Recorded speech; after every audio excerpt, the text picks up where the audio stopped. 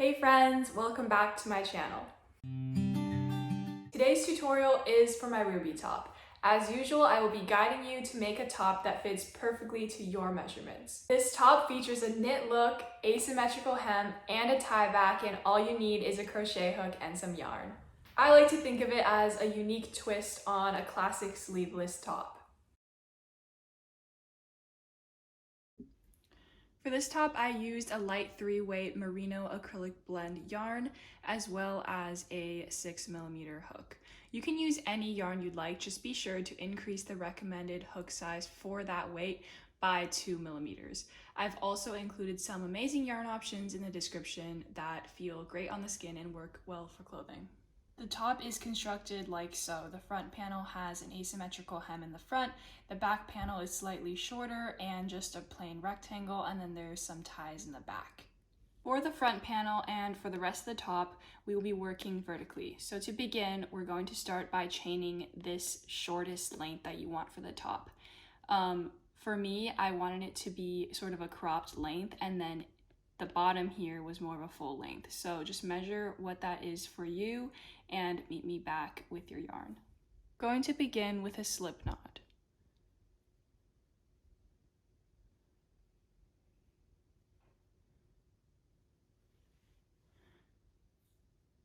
Chain the length that you'd like for the shortest side of the top, and make sure to make your stitches pretty loose. Don't pull your stitches super tight because it'll be hard to go into those chains later. This stitch also just lays better with a looser tension, and so keep that in mind for the rest of your top. Keep in mind that you're going to be starting the length from the top of your shoulder seam right here, and then over your bust, and don't stretch your chain over your bust and then in like that. So it's going to be a lot longer than you think. The first time I tried to make this top, I actually made it too short, so just make sure that you get this length right. Make sure you're not stretching it out.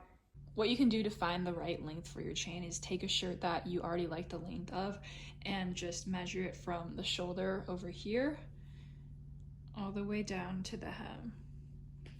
And that will get you a good length. I would recommend that you just write the length of your chain down so that it's easier for you to reference later.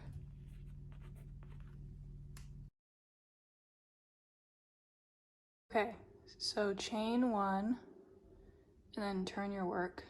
We're going to be working this way. I'll now show you how to make the fake knit stitch. If you need more help, there is a tutorial for it in the description. So for row 1, you're going to yarn over and then insert your hook into the second chain from your hook. So this is the first chain and this is the second chain. So I'm going to insert my hook into that second chain. Yarn over and pull the yarn through that chain as well as the 2 loops on your hook.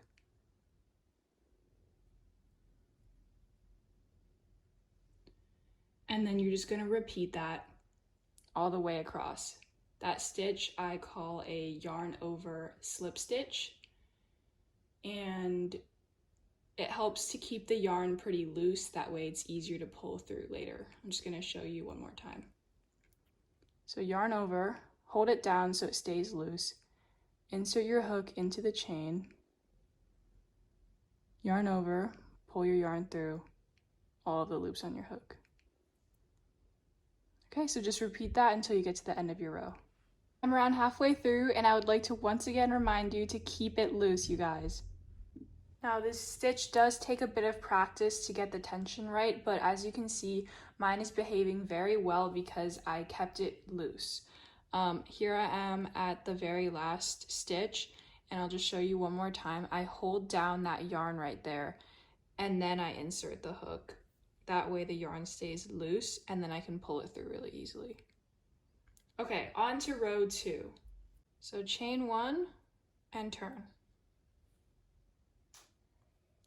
We're going to be doing the same stitches for row 2, but this time inserting them into this front loop right here.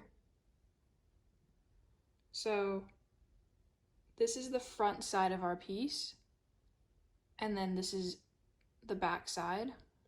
We're working this way. So as you can see, I'm trying to get the camera to focus. We have these V's up here, but we want them to face forwards so that it'll look like a knit stitch. So instead of inserting your hook through the V, we're going to be turning that V forwards to the front of your fabric. So we have our chain right there, and then the V's right here. And then behind the V, over here, there's a loop behind that. So we're gonna be working into that loop. I hope you guys can see. So ignore that chain. We're going to take our V, flip it this way to the front, and we're working into this loop right here. So yarn over, insert your hook into that loop, and work a yarn over slip stitch. Okay? And you're going to work that all the way down your row. So into the next one, it's just going to be right here.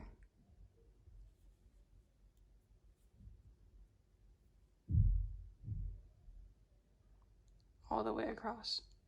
As you're working the stitches, just to double check and make sure you're not decreasing or anything or missing any stitches, just count every stitch and make sure it matches the number of chains that you had at the beginning when you made your chains. Final stitch here.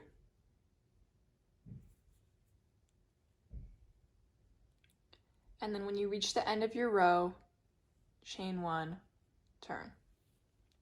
As you can see, my stitches are really loose and easy to count. Each of those V's is a stitch. So for row 3, we'll continue with the yarn over slip stitch, this time inserting our hook into the back loop. So as you can see, we've pushed the V's to the front, and we're going to do that again. So these V's are going to be pushed to the front if we insert our hook only into this back loop right here. So just kind of flip your work this way, and that loop in the back is the one you're going to go into. So yarn over, and just insert your hook into that back loop. Work that yarn over slip stitch until you have one stitch left, and then into that last stitch, we're going to make 2 yarn over slip stitches. So just insert one, and then into the same stitch, I'm going to make a second one. And this is what's going to slant the bottom of your top. Chain one and turn.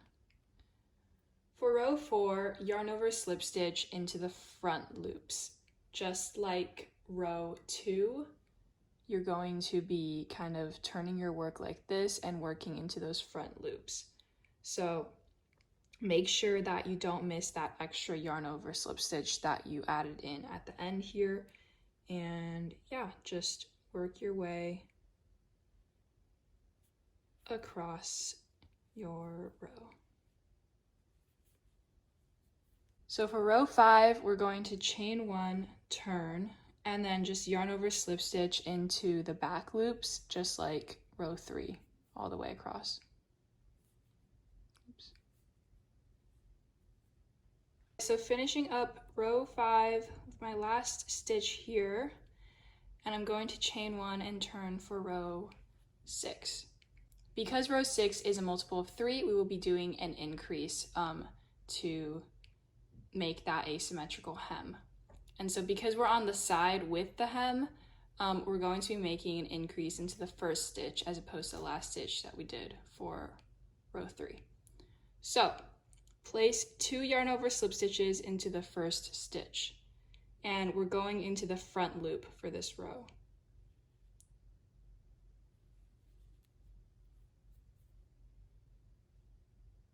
Both into the same stitch.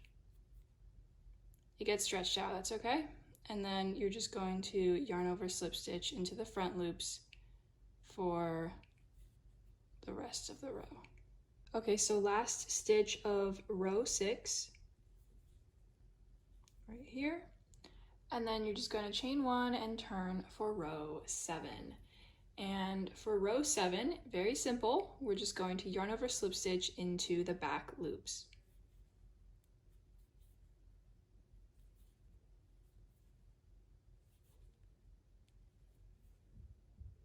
Everyone should be a master at this stitch by now.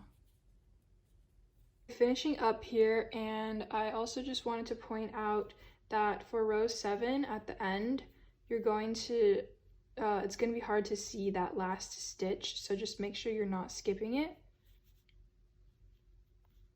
Okay, and for the rest of your top, you're going to repeat rows 2 to 7, stopping when the width of your panel measures the width of your shoulders. So by width, I mean this width right here. It's okay to stop in the middle of the sequence. For example, if you've reached the correct width, but you're only on the row 3 repeat, it's fine to stop there. If you need clarification on any of the rows, feel free to just rewind the video. I've put chapters down here so you can just easily find which row is where. And good luck, and I'll meet you back when your width is the correct width. So I've now finished the front panel, and as you can see, it's laying very nicely. It's barely even curling at all because I kept those stitches so loose. I'll show you what it looks like on. As I'm measuring here, I'm realizing that it's not quite big enough. It should like comfortably fit over your bust, and I didn't really want the fabric to stretch out like that. And so I'm just gonna do a couple more rows and then I'll show you what it looks like. Okay, so as you can see, it wraps all the way around the front of my body, and it's gotten to a point where it's not like stretching out super thin, and so I like this width, and I'm gonna show you how to do the back panel now. Now that we finished the front panel, just chain 2 and pull tight to secure. You're going to cut your yarn off. And then let's start on the back panel now. After making the front panel, the back panel is relatively straightforward. Because it's just a rectangle, we won't be making any increases. Now remember that chain number I asked you to write down at the beginning of this tutorial? We need that now. So take this number and subtract by 20. This will be your chain length for the back panel. So make your foundation chain by chaining the amount that we just calculated. Once you've made your chain 1 and turn. We'll be working with the same yarn over slip stitch sequence for the back panel, just without the increasing.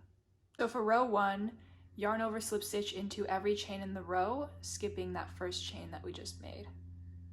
So going into that second chain, I'm just going to yarn over slip stitch all the way across, making sure to keep my stitches loose. Row 1 here is done. Chain 1 and turn. For row 2, yarn over slip stitch into the front loops of every stitch in the row. So just like before, going into those front loops all the way across. When you get to the end, chain 1 and turn. And then for row 3, yarn over slip stitch into the back loops of every stitch in the row. Right there.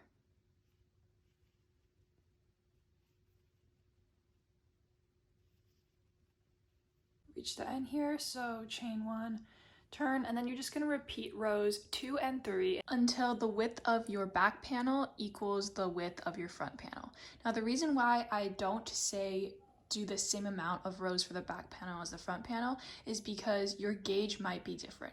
For me, for example, I used a much looser tension on the back panel, and so I only had to do, I think it was around 42 rows, whereas my front panel I did like 47, 48. As you can see, they're still the same length. So we're going by measurement here, not by the number of rows, and just make sure that they match up pretty well in terms of the measurement. Okay, so now that you have your front and back panel, you can celebrate because all of that repetitive slip stitching is over with. I've made sure that my back panel is the right size now, so I can just bind off by chaining 2, cut your yarn. I also want to talk about something that might be concerning you all. You might have realized that your panel is a little bit like a parallelogram. It is a little bit slanted, and that's okay. You just need to pull on the opposite corners, and I've noticed that with this stitch, that's just kind of how the fabric is. So no need to worry about it. It actually makes the top like kind of like a bias cut in a weird way. I don't know how to explain it, but like it makes the top more fitted in like a good way. So don't worry too much about that. Just make sure that your ending row has the same amount of stitches as your starting row. That's all you need to worry about. And if you see that your fabric is sort of slanting like that, that's okay. That's just how the stitch is. Okay, so to assemble your top, flip your front and back panels over so that the wrong side is facing up. So you want the V's to be facing at the bottom. Make sure that the straight edge of the front panel lines up with the top of your back panel. So this is my straight edge, my asymmetrical end is over here. And then I'm just gonna line up my back panel with my front panel, like that. Okay, so we're basically going to be making the neckline right now by joining the front and back panels over here and over here to make the shoulders. So to do that, you're gonna take your yarn, make a slip knot, and you can pinch up your fabric like this. So I'm holding them together right side to right side. The wrong sides are facing out. And then I'm going to go into my first row here on the front panel. Just insert your hook right into there. It doesn't matter too much where you insert it, but just try to insert it into the V, into that first V. And then I'm gonna go into the first V of the back row. I'm sorry, the back panel. And then just pull that slip knot through and make a chain. And then however wide you want your neckline to be, or however, for example, some people might want a smaller neck hole. So if you want, you can just put the panels over yourself and just kind of measure how much you want the shoulders to be. And what you're gonna do is you're just gonna slip stitch through the front panel. So just try to line it up by inserting your hook into the V's. You're gonna insert your hook into the V, and then you're gonna insert the hook into the back V, and then just pull the yarn through and make a slip stitch. And you're just gonna keep slip stitching down until you have a nice shoulder. Make sure to count the number of rows that you do so that you can do the same for the other side. I've slip stitched together around 10 rows. So now I'm just going to chain 2 and then pull tight, cut my yarn. Actually, you know what? I'm gonna leave a long tail just in case I wanna make my shoulders bigger, and like when I try it on, if I wanted to make it bigger, then I would have more yarn to do that. And then I'm just gonna repeat the same for the other side. So make it a slip knot, and then I will flip it over so I can just insert my hook here.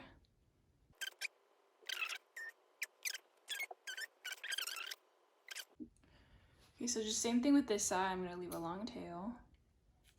Now that you've got the shoulders done, we're gonna try the top on to make the armholes.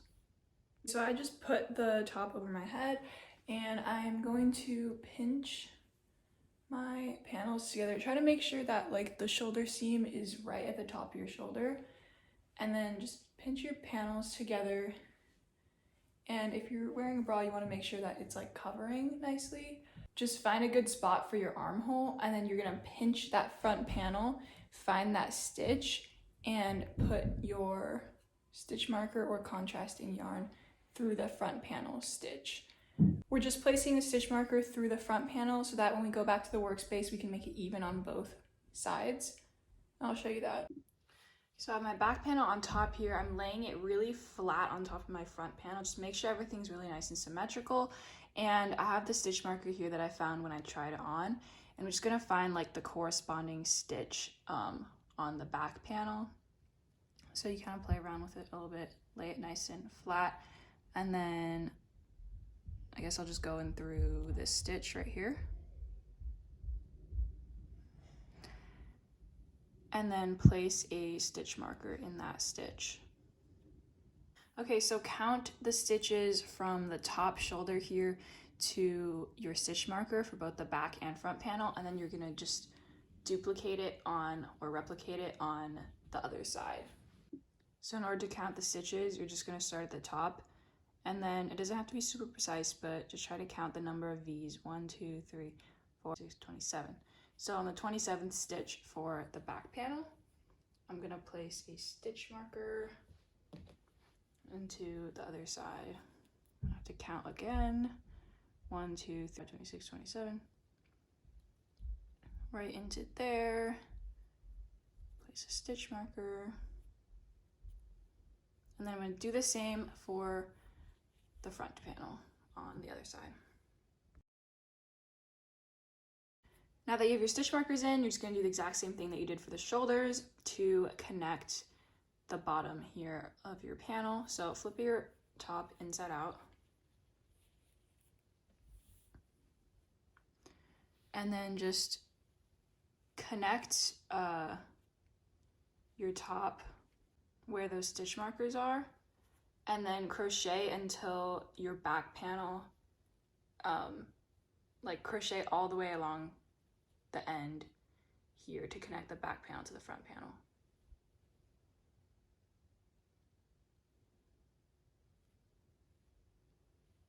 And then just slip stitch all the way along here until your back panel has fully been connected to your front panel.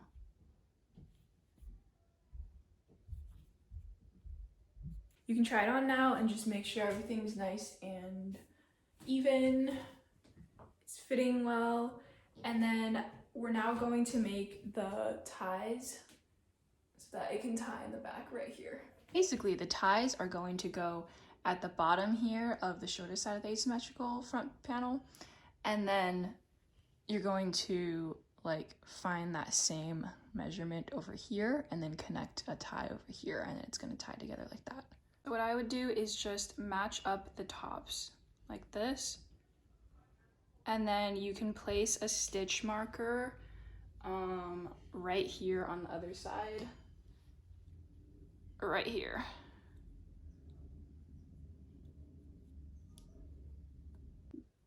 Okay, so you're just going to insert your hook at the bottom here of your fabric, and then pull your slip stitch through, chain 2, and then double crochet into that same stitch. You're not really going to be able to see the stitches very well, but just try your best. We're going to make 3 more double crochets. 1, 2, 3, and then chain 2, turn, and then double crochet into that first stitch and into every stitch in your row, and just continue this until your tie is the length that you want it to be. Chain 2, turn, and double crochet. Make sure that you're staying consistent in that every row you're doing the same amount of double crochets. You should be doing 4 every row. This is how long I'm making it. I kind of just like made a loop in the middle, and I was like, okay, well that can make a bow. So yeah, just chain 2, pull tight, and cut your yarn. And then repeat the exact same thing for the other side. So I went through that stitch that my stitch marker was in, and then I'm just going to make the strap this way, because I'm pretending like this is the end, like over here, Just gonna crochet this way. So I finished my straps. Okay, now trying on the top, you might realize that the back here is still like pretty loose at the bottom because of the way that the fabric curls. And so we're just gonna add a row of slip stitches all the way across just to tighten that up, and then you'll be done. So to tighten up this bottom edge here, make sure you're using a smaller sized hook, using a 4mm hook here. And again, make a slip knot with your yarn. And then make sure that the bottom of your top is facing upwards. And then we're gonna start here and crochet this way. So all you're going to do is kind of find a beginning point here. Doesn't matter where exactly you insert your hook, but try to find like a place to insert it near the beginning of your panel. And then I would actually just insert your hook back into the side of the front panel here just to fasten it more securely, like that. And then I'm going to pull my slip knot through there, chain one, and then slip stitch all along your back panel. So what you can do is every time you see a V row, you can insert your hook into that stitch and make a slip stitch. So I put my hook into that row, made a slip stitch. Next one, make a slip stitch into there. Next one over here. They're gonna be pretty spaced out. Okay, so as you can see, they're definitely quite a bit spaced out. So I'm on my last one here. I'm just gonna insert my hook into the last stitch and then into the side here of my front panel. Pull the yarn through, make a slip stitch, and then just chain two to secure. And you'll notice that if you went into only the V rows, your back panel's definitely going to be quite a bit tighter. There's almost no stretch here. But when I put it on, it's going to lay a lot flatter. Yeah, so the bottom here just lays a lot better now, and you can actually do the same slip stitching for the top here. I'm preferring to just leave it as it is because I actually kind of like the way it rolls. But yeah, you can definitely do slip stitches all around the armpits and the neckline if you'd like. And we're done. You can start planning some outfits with this top now because I think it's going to be such a great late summer, fall staple for your wardrobe. Thank you so much for crocheting with me today. I'm wishing all of you a wonderful rest of your day. And please tag me on social media if you make this top so that I can see it, or even just DM me on Instagram with a couple pictures of your project. Give this tutorial a like if you enjoyed, and I will see you in the next video. Bye!